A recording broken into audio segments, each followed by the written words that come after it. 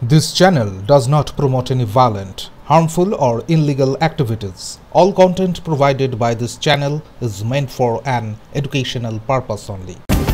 হাওড়া ময়দান ও সাঁতরাগাছিতে নবান্ন অভিযান ঘিরে তীব্র উত্তেজনা। পুলিশের ব্যারিকেড ভাঙার চেষ্টা করেন আন্দোলনকারীরা। বারবার মাইকে আইন না ভাঙার অনুরোধ সত্ত্বেও কেউ কেউ ব্যারিকেডে উঠে পড়েন। গার্ডরেল টেনে এনে প্রায় 10 ফুট উঁচু ব্যারিকেড ভাঙার চেষ্টা হয়। পুলিশের লাঠিচার্জে মাথা ফাটল বিজেপি নেতা প্রিয়াঙ্কু পান্ডে। সাঁতরাগাছিতে জমায়েত বেআইনি ঘোষণা করে 144 ও বিএনএস 163 ধারা জারি করে পুলিশ। ব্যারিকেড থেকে না নামলে কঠোর ব্যবস্থা নেওয়ার সতর্কবার্তা দেওয়া হয়েছে।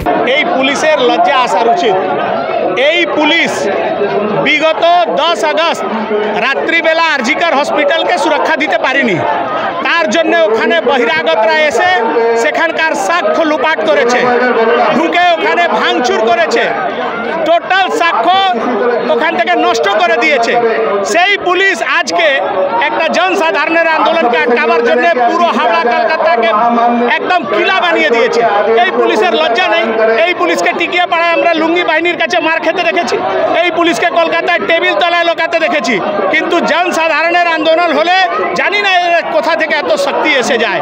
এই পুলিশ পূর্ণভাবে টিএমসি দালাল পুলিশ, সেটা প্রমাণ হয়েছিল আরজিকর ঘটনার পর। ওখানকার পাশে থানার ওসিকে কোর্ট হিরাসত নেওয়ার জন্য আদেশ করেছে।